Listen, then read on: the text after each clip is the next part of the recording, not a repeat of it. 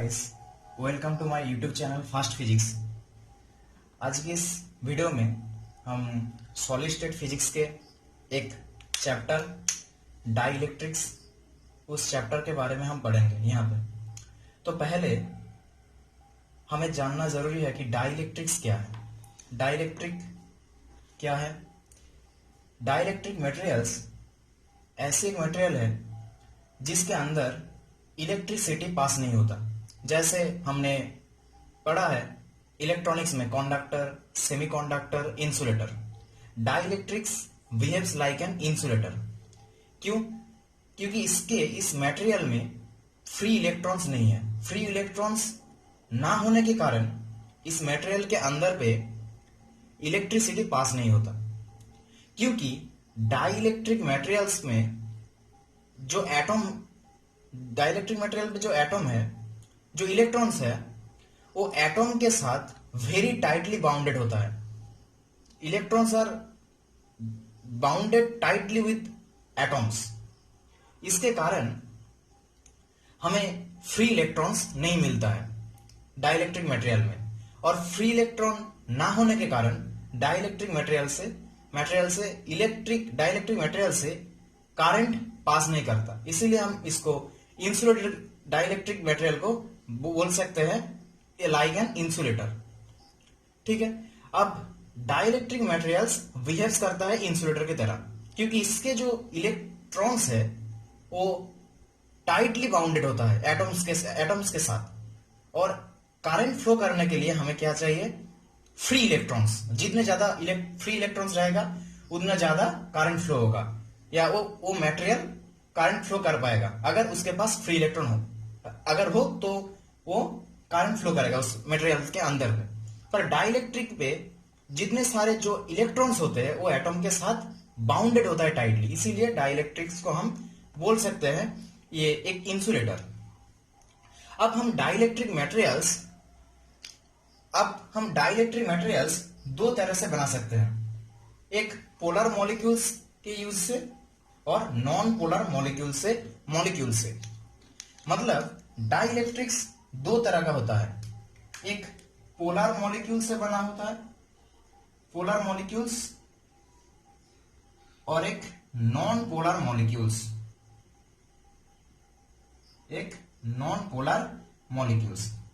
पहले polar molecules क्या है और नॉन पोलर मॉलिक्यूल्स क्या है। पोलर मॉलिक्यूल्स जिसका अगर मैं एग्जांपल दूं, H2O, HCl, ये सारे पोलर मॉलिक्यूल्स के एग्जांपल हैं। अगर मैं नॉन पोलर मॉलिक्यूल्स की एग्जांपल दूं तो ऑक्सीजन, हाइड्रोजन, NaCl, ये सारे हैं नॉन पोलर मॉलिक्यूल्स के एग्जांपल। हम पोलर मॉलिक्यूल से डाइलेक्ट्रिक मटेरियल तैयार कर सकते हैं और नॉन पोलर मॉलिक्यूल से भी। पर पोलर मॉलिक्यूल्स क्या है और नॉन पोलर मॉलिक्यूल्स क्या है? पोलर मॉलिक्यूल्स जिसमें centre of positive charge and centre of negative charge, centre of gravity of negative charge, दोनों के बीच में एक डिफरेंस है। उस मॉलिक्यूल्स को अगर दोनों के बीच में एक डिफरेंस, परमानेंट डिफरेंस होता है, तो उस मॉलिक्यूल्स को हम कहते हैं पोलर मॉलिक्यूल्स। जैसे हम अगर बात करें HCl या H2O के बारे में, तो क्या होता है? H plus Cl minus. यहां पे देखो H प्लस Cl माइनस, तो centre of gravity of positive charge and centre of gravity of negative charge, दोनों के बीच में एक डिफरेंस है, एक डिस्टेंस है जो कि मान लो d है। मतलब इन मॉलिक्यूल्स में HCl हो या H2O, इन मॉलिक्यूल्स के बीच में सेंटर ऑफ इस मॉलिक्यूल्स के पॉजिटिव चार्ज और नेगेटिव चार्ज के बीच में एक डिफरेंस है, परमानेंट डिफरेंस। मतलब ये परमानेंट डाइपोल मोमेंट इसके है, इस मॉलिक्यूल्स के परमानेंट डाइपोल मोमेंट भी है। डाइपोल मोमेंट क्या होता है? किसी भी एक चार्ज इनटू डिस्टेंस। इन चार्जेस के खुद के बीच में एक डिस्टेंस है, परमानेंट डिस्टेंस, और चार्ज है, इसीलिए हम कह सकते हैं इसके परमानेंट डाइपोल मोमेंट भी है। तो जिस मॉलिक्यूल्स में पॉजिटिव चार्ज और नेगेटिव चार्ज के बीच में परमानेंट डिस्टेंस होता है या परमानेंट डाइपोल मोमेंट होता है, उसको हम उस मॉलिक्यूल्स को हम कहेंगे पोलर मॉलिक्यूल्स। अब next non polar molecules. Non polar molecules के एग्जांपल अगर हम देखें, ऑक्सीजन, हाइड्रोजन, NaCl, ये सब, इन सब मॉलिक्यूल्स की सेंटर ऑफ पॉजिटिव चार्ज और centre of gravity of negative charge दोनों के बीच में कोई परमानेंट डिस्टेंस नहीं होता है। जैसे अगर हम देखें NaCl के बाद अगर हम करें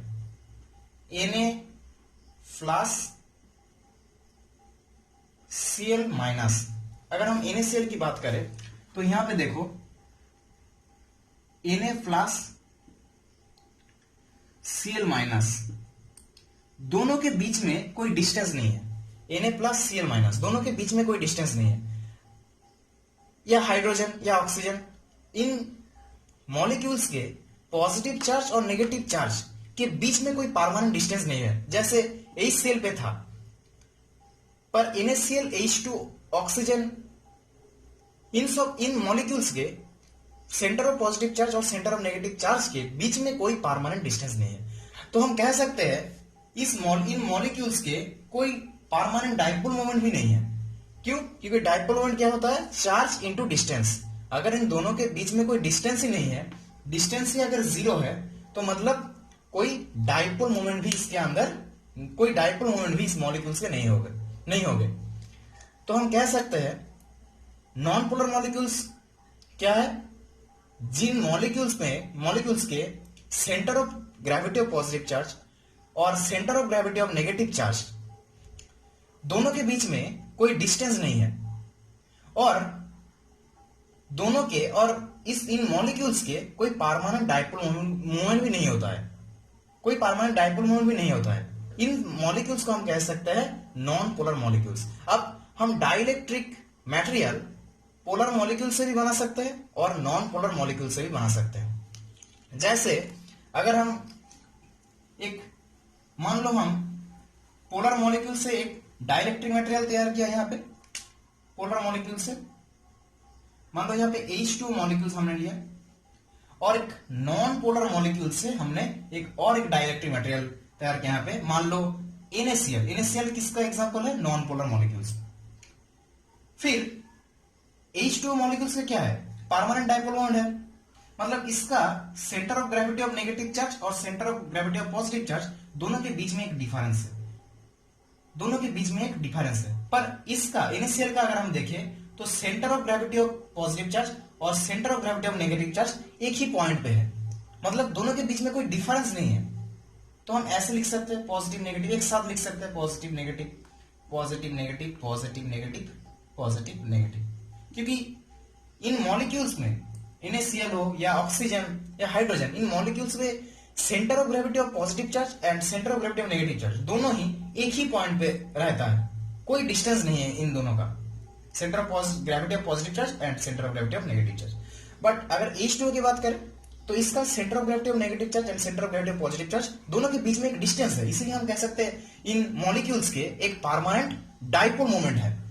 परमानेंट डाइपोल मोमेंट है ऐसे मतलब यहाँ पे नेगेटिव चार्ज, यहाँ पे पॉजिटिव चार्ज, दोनों के बीच में एक डिस्टेंस है। यहाँ पे नेगेटिव चार्ज, यहाँ पे पॉजिटिव चार्ज, दोनों के बीच में एक डिस्टेंस है। यहाँ पे पॉजिटिव चार्ज, यहाँ पे नेगेटिव चार्ज, यहाँ पे पॉजिटिव चार्ज, ऐसे करके है, मतलब डाइपोल मोमेंट ऐसे है।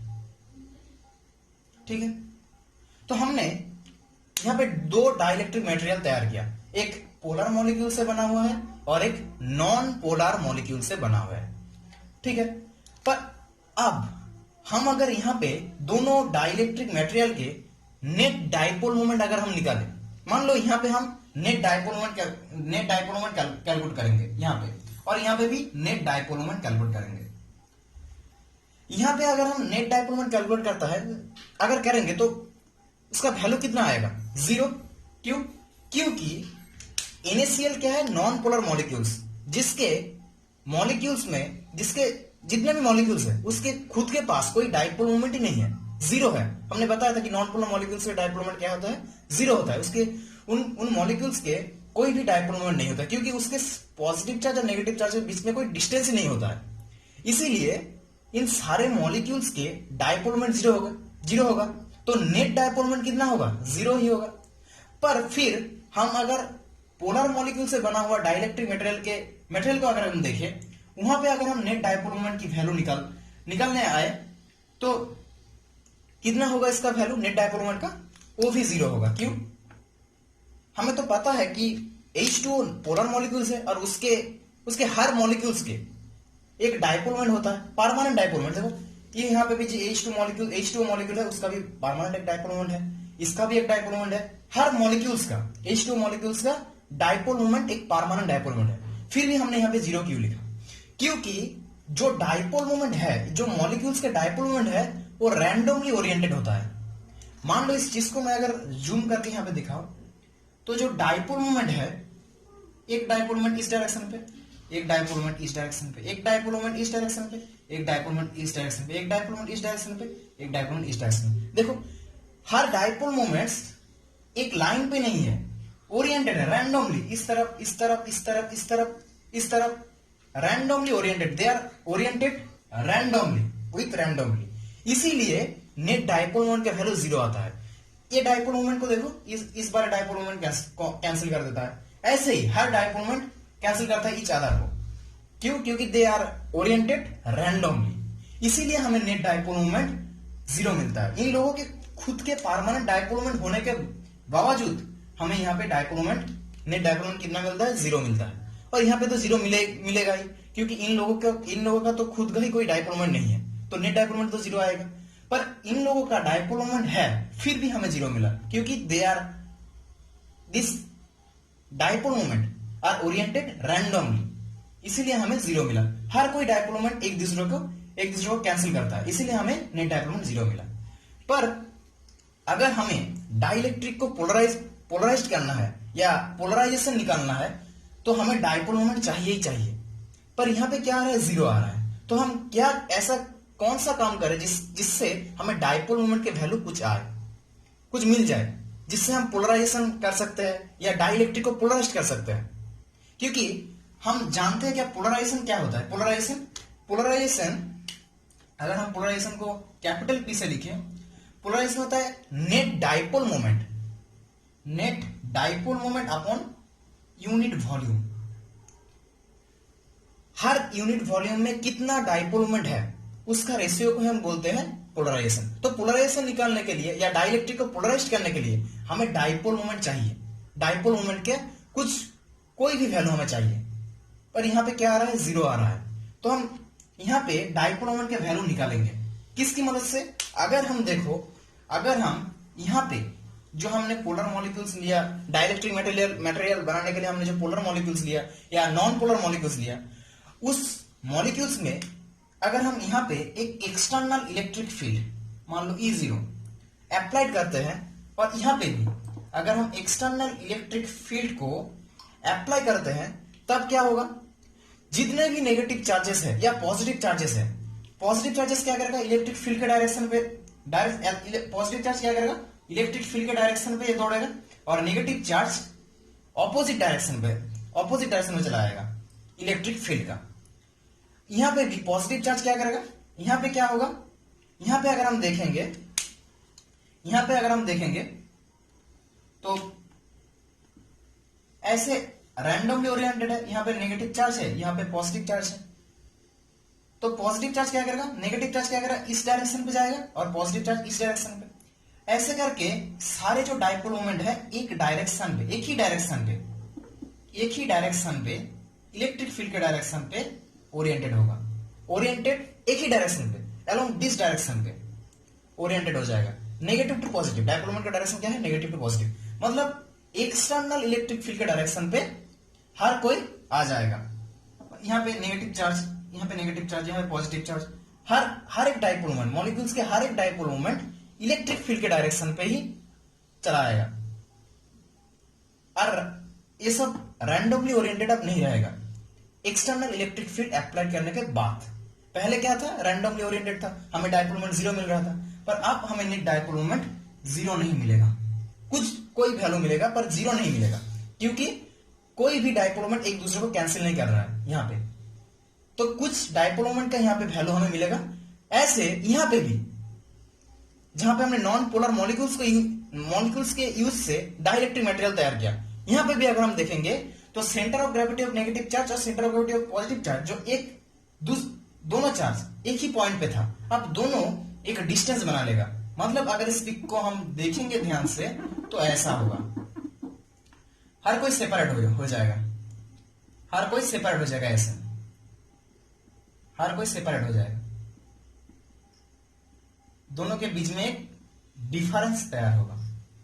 तो आप यहां पे भी अगर हम देखेंगे तो नेट डाइपोल मोमेंट जीरो नहीं होगा, यहां पे भी नेट डाइपोल मोमेंट का कुछ ना कुछ वैल्यू होगा, पर जीरो नहीं होगा।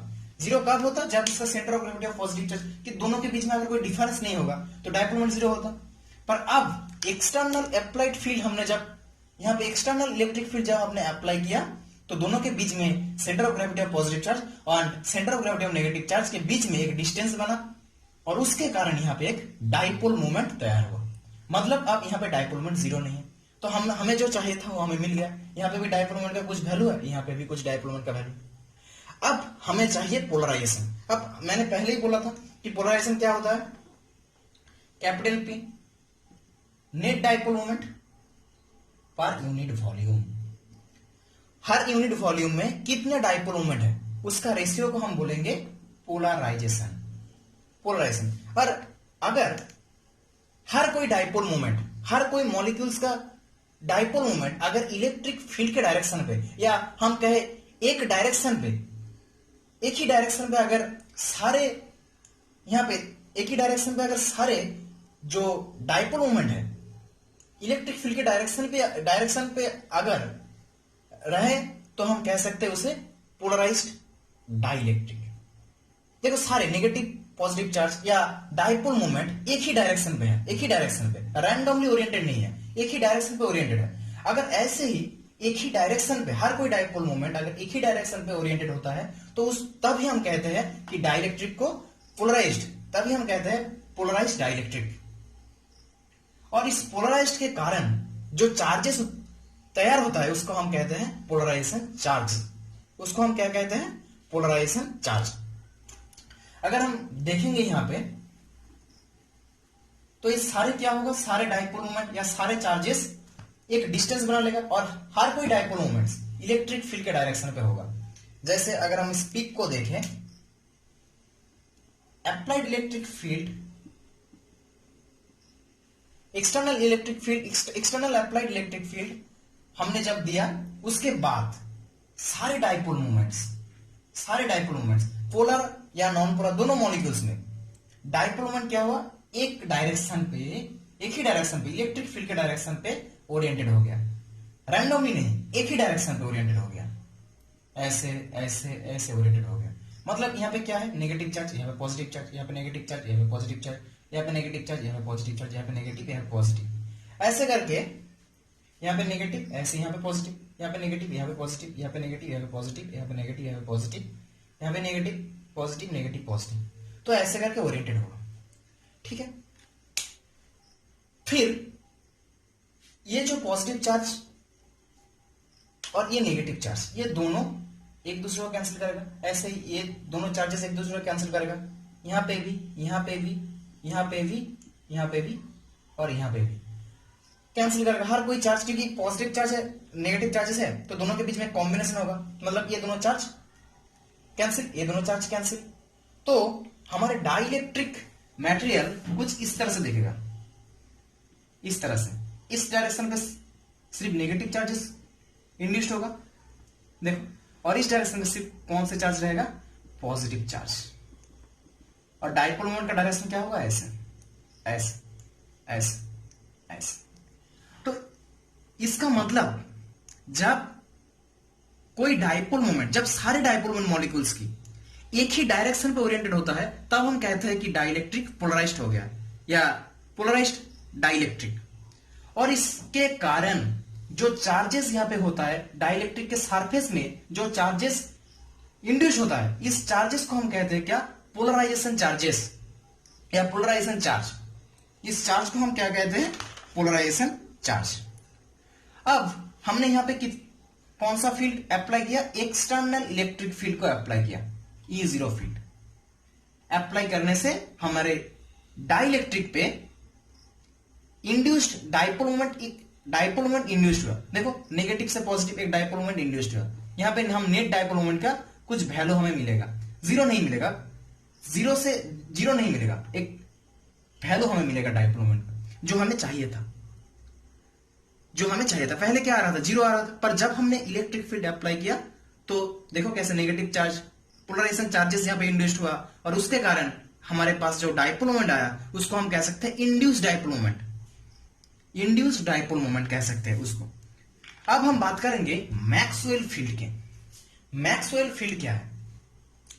मैक्सवेल फील्ड के जो कि बहुत ही एक इंपॉर्टेंट टॉपिक है। उसके बाद हम देखेंगे local field at an atom in A dielectric. तो पहले आज के टॉपिक में हम बात करेंगे पहले, जो कि बहुत इंपॉर्टेंट है, मैक्सवेल फील्ड। तो हमारे पास अब जो डाइलेक्ट्रिक आया वो क्या है? पोलराइज्ड, और उसके जो चार्जेस है सरफेस में, इन चार्जेस को हम क्या कह सकते हैं? Polarization charges. जब हमने पोलराइजेशन चार्जेस, अब मैक्सवेल फील्ड क्या होता है? Net electric field. Maxwell field मतलब नेट इलेक्ट्रिक फील्ड। मैक्सवेल ने यहां पे नेट इलेक्ट्रिक फील्ड निकाला था। नेट इलेक्ट्रिक फील्ड हमने बाहर से कितना फील्ड अप्लाई किया? E0 इलेक्ट्रिक फील्ड अप्लाई किया, और यहां पे तो अप्लाई करने से इंड्यूस्ड एक डाइपोल मोमेंट इंड्यूस्ड हुआ। फिर देखो पोलराइजेशन चार्जेस भी इंड्यूस्ड हुआ, और इस पोलराइजेशन चार्जेस के कारण एक दूसरा इलेक्ट्रिक फील्ड होगा, क्योंकि यहां पे पॉजिटिव चार्जेस, यहां पे नेगेटिव चार्ज है। तो इसके कारण इस तरह इस पोलराइजेशन चार्जेस के कारण एक इलेक्ट्रिक फील्ड आएगा, जिसको हम कहेंगे ईपी, पोलराइजेशन इलेक्ट्रिक फील्ड। तो मैक्सवेल ने जब यहां पे नेट इलेक्ट्रिक फील्ड कैलकुलेशन किया था, तब उन्होंने क्या किया था? नेट इलेक्ट्रिक फील्ड उन्होंने E0 हमने जो इलेक्ट्रिक फील्ड को अप्लाई किया, प्लस पोलराइजेशन के कारण जो इलेक्ट्रिक फील्ड हुआ, उन दोनों को ऐड करके बताया था कि नेट इलेक्ट्रिक फील्ड कितना आएगा? E0 plus EP। इसी को ही कहते हैं हम मैक्सवेल फील्ड। मैक्सवेल फील्ड क्या होता है? जो फील्ड हमने बाहर से अप्लाई किया E0, प्लस पोलराइजेशन चार्जेस के कारण जो फील्ड इंड्यूस्ड हुआ, उसको हम कहेंगे EP वेक्टर। तो इन दोनों को ऐड करके हमें जो फील्ड मिलेगा उसको हम कहेंगे नेट इलेक्ट्रिक फील्ड। ये कैलकुलेशन किसने किया था? मैक्सवेल ने। अब देखो हम इस अप्लाइड फील्ड के वैल्यू हम निकाल सकते हैं। कैसे? हमने इलेक्ट्रोस्टैटिक्स में पढ़ा था, अगर हमारे पास दो इनफाइनाइट पैरेलल प्लेन होगा, मान लो यहां पे, जो कि इस प्लेन शीट को मान लो जो कॉन्सिस्ट ऑफ नेगेटिव चार्जेस है, सॉरी,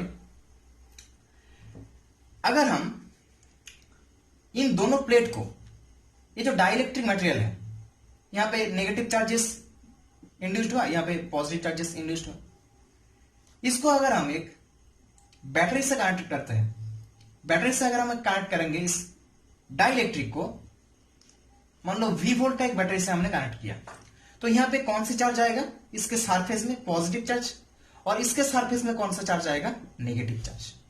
तो यही तो नेगेटिव चार्ज आएगा।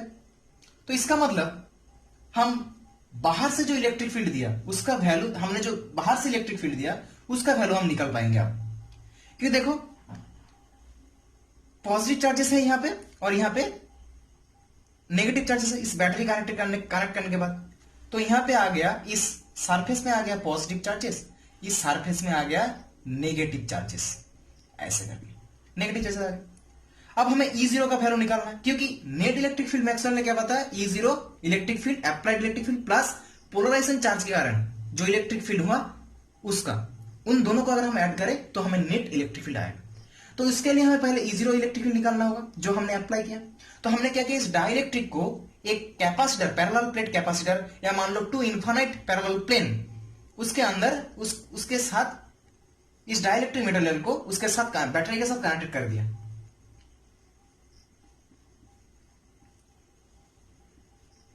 या मान लो अब एक पैरेलल इनफाइनाइट प्लेट के बीच में एक डाइलेक्ट्रिक मटेरियल को आपने यहां पे रखा, तो यहां पे चार्जेस होगा पॉजिटिव, यहां पे चार्जेस होगा नेगेटिव। और हमें इलेक्ट्रोस्टैटिक्स से पता है, इस रीजन में अगर हमें इलेक्ट्रिक फील्ड निकाले तो क्या होगा? पॉजिटिव चार्जेस से इलेक्ट्रिक फील्ड क्या होता है?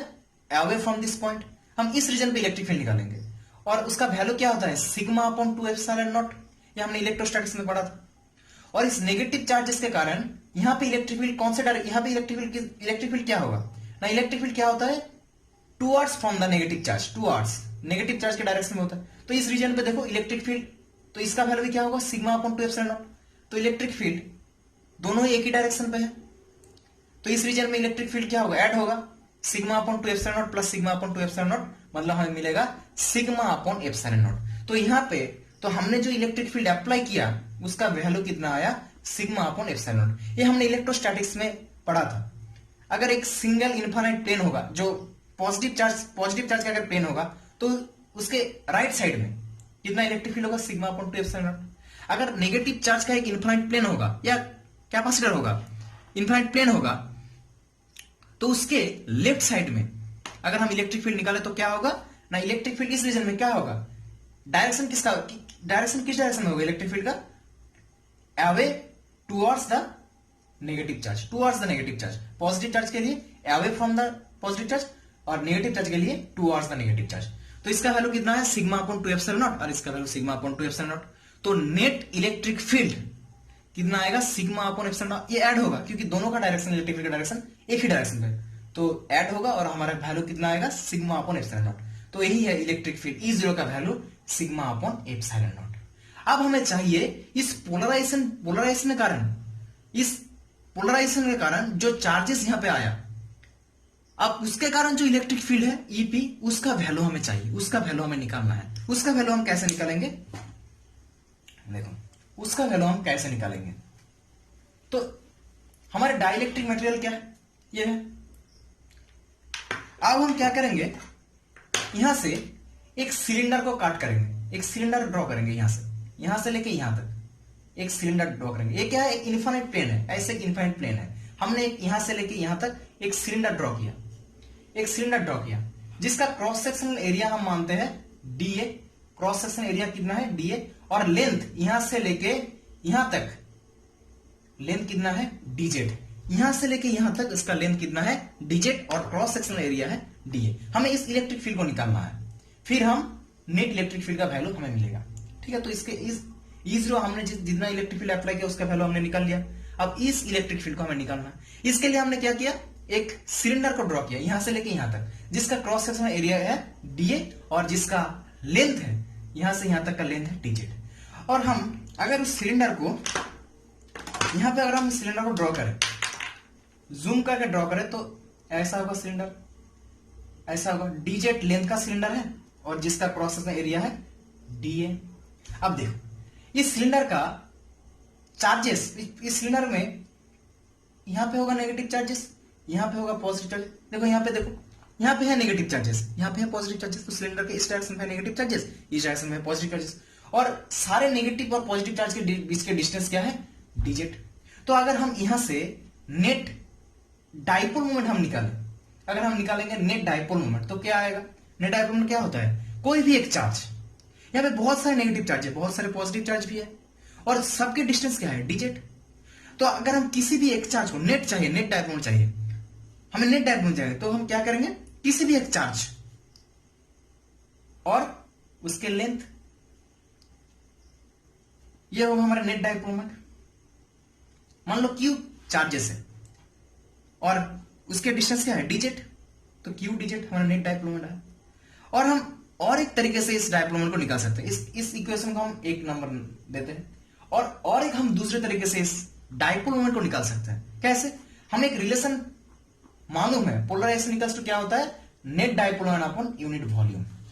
ठीक है, अब polarization equals to net dipole moment upon unit volume, तो नेट डाइपोल मोमेंट अपॉन जो वॉल्यूम है सिलेंडर का, वो कितना होगा, area into length, DA into DZ, इतना हो। तो यहां पे अगर हम डाइपोल मोमेंट निकाले तो नेट डाइपोल मोमेंट कितना होगा, polarization into DA into DZ. तो देखो ये दूसरा इक्वेशन है, यहां पे हमने नेट डाइपोल मोमेंट ये निकाला, यहां पे हमने नेट डाइपोल मोमेंट निकाला। अब दोनों इक्वेशन को हम इक्वल करते हैं, तो क्यू डीजेड इक्वल्स टू क्या आएगा, polarization into D A into DZ, polarization into D A into DZ. तो डीजेड डीजेड कैंसिल, अब Q upon D A equals to कितना होगा, पोलराइजेशन। अब ये जो चार्ज है, ये चार्ज किसके कारण आया, पोलराइजेशन के कारण आया, इसलिए हम इस चार्ज को कह सकते हैं पोलराइजेशन चार्ज। ये जो यहाँ पे जो चार्जेस इस डाइलेक्ट्रिक के सरफेस में आया, इस चार्जेस को हम क्या कह सकते हैं, पोलराइजेशन चार्जेस, क्योंकि पोलराइजेशन के कारण भी ये चार्ज इंड्यूस हुआ, तो इसीलिए हम इस चार्ज को QP लिखा, क्योंकि पोलराइजेशन चार्ज है ये। तो QP upon D equals to P vector. अब देखो, अब मैं इस कैलकुलेशन को इरेज करता हूं। अब देखो, चार्ज अपॉन एरिया क्या होता है, चार्ज पर डेंसिटी, इसको हम कह सकते हैं sigma P equals to P vector, इसको हम कह सकते हैं सिग्मा P, क्योंकि चार्ज अपॉन एरिया क्या होता है, चार्ज पर density, sigma P equals to P vector. तो अब हमें निकालना है क्या, इलेक्ट्रिक फील्ड, इलेक्ट्रिक फील्ड निकालना है। तो हम ऐसे ही जैसे हमने E0 निकालना था, ऐसे ही हम निकालेंगे। यहां पे मान लो एक इनफाइनाइट प्लेन है जिसमें नेगेटिव चार्जेस है, तो उसके कारण इस रीजियन में इलेक्ट्रिक फील्ड कितना होगा, value sigma P upon 2 epsilon not, sigma P क्यों है, सिग्मा P मैंने यहां पे क्यों लिखा, क्योंकि ये जो चार्जेस है ये पोलराइजेशन के कारण हुआ, इसलिए sigma P upon 2 epsilon not. और उसका डायरेक्शन कितना होगा, ऐसे जैसे हमने E0 इलेक्ट्रिक फील्ड निकाला था, तब हमने क्या देखा था, इस तरफ पॉजिटिव चार्जेस था, इस तरफ नेगेटिव चार्जेस था, क्योंकि हमने इसको एक बैटरी के साथ कनेक्ट किया था, तब हमने पोलराइजेशन चार्ज को कंसीडर नहीं किया। जब हमने अप्लाइड इलेक्ट्रिक फील्ड निकाला, तब यहां पे जो चार्जेस था ना, नेगेटिव चार्जेस, यहाँ पे जो पॉजिटिव चार्जेस था, उसको हमने नहीं लिखा, इन दोनों चार्ज, क्योंकि हमें अप्लाइड फील्ड निकालना है, इसके लिए हम बाहर वाले चार्जेस को देखा, फिर हमें अंदर वाले इलेक्ट्रिक फील्ड निकालना है, इसके लिए हमने अंदर वाले चार्जेस को देखा, बाहर वाले चार्जेस को यहाँ पे नहीं देखेंगे, अंदर वाले चार्जेस पे। तो यहाँ पे नेगेटिव चार्जेस होगा और यहाँ पे पॉजिटिव चार्जेस होगा। तो इस नेगेटिव चार्ज के कारण इस रीजियन में इलेक्ट्रिक फील्ड का वैल्यू कितना आएगा ना, हम जानते हैं, इलेक्ट्रोस्टैटिक्स में पढ़े थे, sigma upon T epsilon naught. अब यहाँ पे सिग्मा P मैंने क्यों लिखा, क्योंकि पोलराइजेशन चार्जेस है ये सब, और डायरेक्शन क्या होगा, इस डायरेक्शन पे, क्योंकि towards negative charge, electric field का डायरेक्शन क्या होता है, टुवर्ड्स नेगेटिव चार्ज। और इस डायरेक्शन में, इसी रीजन पे, इस पॉजिटिव चार्जेस के लिए इलेक्ट्रिक फील्ड कौन सी डायरेक्शन पे होगा, इसी डायरेक्शन पे। क्यों, क्योंकि इलेक्ट्रिक फील्ड क्या होता है, away from the positive charge, away from the positive charge, ठीक है। तो यहां पे भी वैल्यू कितना होगा, sigma P upon 2 epsilon not. तो दोनों का वैल्यू अगर हम ऐड करें तो आएगा हमारा sigma P upon epsilon not. जैसे हमने E0 को निकाला, यहाँ पे सिग्मा जो कि फ्री चार्जेस है, यहाँ पे पॉजिटिव चार्जेस था, यहाँ पे नेगेटिव चार्जेस था, और ये जो चार्जेस है, नेगेटिव चार्जेस, पॉजिटिव चार्ज, ये पोलराइजेशन के कारण हुआ, इसीलिए हम इसको कहेंगे पोलराइजेशन चार्ज। तो इसलिए मैंने sigma P upon epsilon not लिखा, ठीक है, sigma P upon epsilon not. तो हमारे इलेक्ट्रिक फील्ड कितना आया, sigma P upon epsilon naught. अब हमने सिग्मा P का वैल्यू पहले से ही निकाला था यहाँ पे, अब इसको मैं EP लिखूंगा, क्योंकि पोलराइजेशन के कारण इलेक्ट्रिक फील्ड हुआ यहाँ पे, इंड्यूस्ड हुआ। और सिग्मा P का वैल्यू हमने इस कैलकुलेशन से निकाला था, यहाँ पे क्या होता है, polarization P vector upon epsilon naught. अब मैं यहाँ पे P के आगे एक नेगेटिव चार्ज दूंगा। क्यों मैंने नेगेटिव चार्ज दिया, क्योंकि देखो पोलराइजेशन के डायरेक्शन और पोलराइजेशन के कारण जो इलेक्ट्रिक फील्ड इंड्यूस्ड हुआ, उसके जो डायरेक्शन, दोनों के डायरेक्शन ऑपोजिट है। इलेक्ट्रिक फील्ड का पोलराइजेशन चार्ज के कारण जो इलेक्ट्रिक फील्ड यहाँ पे हुआ, उसका डायरेक्शन क्या है, इस डायरेक्शन पे, और पोलराइजेशन का डायरेक्शन किस डायरेक्शन पे, इस डायरेक्शन में पोलराइजेशन। क्यों इस डायरेक्शन में पोलराइजेशन मैंने क्यों लिखा, क्योंकि नेट पोलराइजेशन क्या होता है, polarization net dipole moment upon unit volume. तो डाइपोल मोमेंट का डायरेक्शन जिस डायरेक्शन पे होगा, पोलराइजेशन का भी उसी डायरेक्शन पे होगा, पोलराइजेशन के डायरेक्शन भी सेम। तो डाइपोल मोमेंट का डायरेक्शन क्या है, नेगेटिव टू पॉजिटिव, तो पोलराइजेशन की भी डायरेक्शन नेगेटिव टू पॉजिटिव। तो पोलराइजेशन का डायरेक्शन और इलेक्ट्रिक फील्ड का डायरेक्शन तो क्या है, ऑपोजिट है। पोलराइजेशन इस डायरेक्शन पे, electric field, polarized electric field दूसरे डायरेक्शन पे, तो इसीलिए मैंने यहाँ पे नेगेटिव लिखा, दोनों के डायरेक्शन अलग। नेगेटिव साइन क्या बताता है, डायरेक्शन, तो इसका डायरेक्शन क्या है, इससे ऑपोजिट है, इसलिए मैंने लिखा। तो ईपी का वैल्यू हमारे कितना आया, minus P vector upon epsilon not. तो यहां पे हम लिखेंगे minus P vector upon epsilon not. इसी को हम कहेंगे मैक्सवेल फील्ड, मतलब नेट फील्ड, जो कैलकुलेशन मैक्सवेल ने किया था।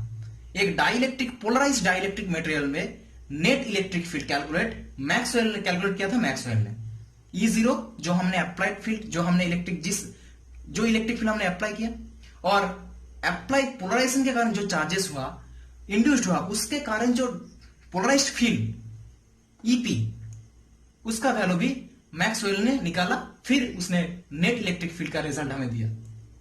इसी को कहते हैं हम मैक्सवेल फील्ड, जो कि है sigma upon epsilon not minus P vector upon epsilon not. उसके बाद हम देखेंगे लोकल फील्ड, मतलब लॉरेंट